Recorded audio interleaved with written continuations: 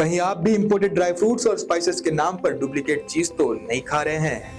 कई बरसों से शहर हैदराबाद की आवाम का भरोसा सफा ड्राई फ्रूट्स एंड स्पाइसेस। अस्सलाम वालेकुम नाज़रीन, आइए नज़र हैं आज के अहम खबरों पर। सबसे पहली अहम खबर, इंतहाई अफसोसनाक खबर हम आपको बताने जा रहे हैं। जैसा कि आप सभी जानते हैं कि हमारे देश के former prime minister Shri Manmohan Singh ji अब इस दुनिया में नहीं रहे। 26 दिसंबर 2024 को जो है वो इस दुनिया को अलविदा कहते हुए हम सबको छोड़ गए हैं। इंतहाई अफसोस की बात है, क्योंकि ऐसा प्राइम मिनिस्टर हमारे देश के लिए शायद दोबारा हमको नसीब नहीं होगा, क्योंकि इनके इतने अच्छे कारनामे रहे हैं देश के हित में।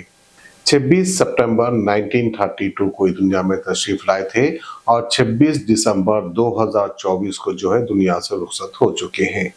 इतनी लंबी जिंदगी जो है ऊपर वाले ने इनको दी थी और इतनी लंबी जिंदगी में इनके उतने ही अच्छे कारनामे रहे। हम आपको बताते चले कि मनमोहन सिंह जो कि रेफ्यूजी के तौर पर हमारे देश में आए थे, जब हमारे देश का बंटवारा हो रहा था उसी दरमियान में जो है मनमोहन सिंह के फादर का, उनके वालिद का जो है उनके आंखों के सामने कत्ल किया गया था। लेकिन कभी वो किसी से शिकायत नहीं किए, ना ही कोई धर्म मजहब को ये बीच में लेकर आए हैं। बस अपनी खूबी से, अपनी सलाहियत से अपनी तालीम मुकम्मल करते गए और आगे बढ़ते गए और एक सादगी की जिंदगी ये जीते गए। हम आपको बताते चले कि पंजाब यूनिवर्सिटी में इन्होंने जो है अपनी तालीम हासिल की थी। इसके बाद ऑक्सफोर्ड यूनिवर्सिटी से भी इन्होंने तालीम हासिल की थी और इसके बाद जो है कई मरतबा ये राज्यसभा एमपी भी रह चुके और आरबीआई के गवर्नर भी ये रह चुके और वहीं पर जो है आखिरी में देश का प्राइम मिनिस्टर भी इनको बनाया गया था।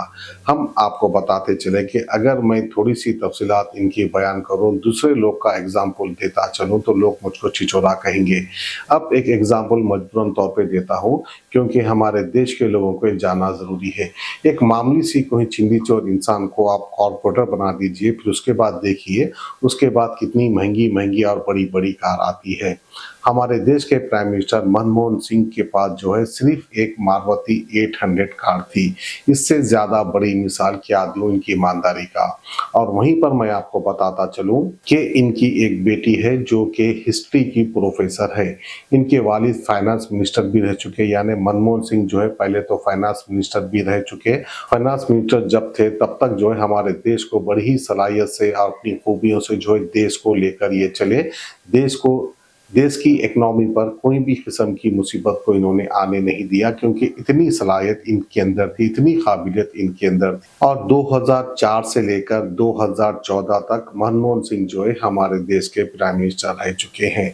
उस टाइम पर ना ही यूएपीए का कानून था, इनके टाइम पर इस किस्म का कानून लागू नहीं किया गया और इनके टाइम पर ही जो है निर्भय एक्ट भी हुआ था। लेकिन कहीं लोग सड़क पर उतर गए थे, लेकिन लोगों के ऊपर कभी लाठीचार्ज नहीं हुआ था। और इनके ही वक्त में right to food, right to education और राइट टू इंफॉर्मेशन, ये तमाम चीजें लागू हुए थे। ये चाहते थे कि राइट टू इंफॉर्मेशन का हक हमारे देशवासियों को है। राइट टू इंफॉर्मेशन के हक के जरिए आप जान सकते हैं कि हमारे देश में क्या हो रहा है और क्या नहीं हो रहा है। ये कानून एक सिर्फ ईमानदार प्राइम मिनिस्टर ही लागू कर सकता था, जो कि मनमोहन सिंह ने किया था। इतनी ईमानदारी की जिंदगी जीने के बावजूद मनमोहन सिंह के ऊपर जो है कई तरह के तोहमत लगाए गए। कोला घोटाला, इसका इल्जाम इनके ऊपर लगाया गया था। वहीं पर पार्लियामेंट में जो है इतने ईमानदार और वफादार प्राइम मिनिस्टर मनमोहन सिंह का मजाक भी उड़ाया गया था।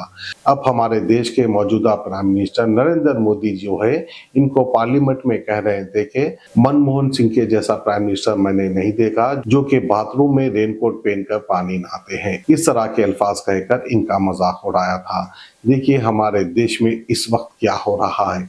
अब हमारे देश को सिर्फ मंदिर, मस्जिद, हिंदू, मुस्लिम, सिख, ईसाई, बस इसी को लेकर सियासत चल रही है। लेकिन मनमोहन सिंह के टाइम पर जो है सिर्फ इकोनॉमी को लेकर सियासत चलती थी कि हमारा देश कितना तरक्की कर रहा है, वर्ल्ड लेवल में जो है हमारे देश की जीडीपी क्या है, इसको अहमियत दिया करते थे।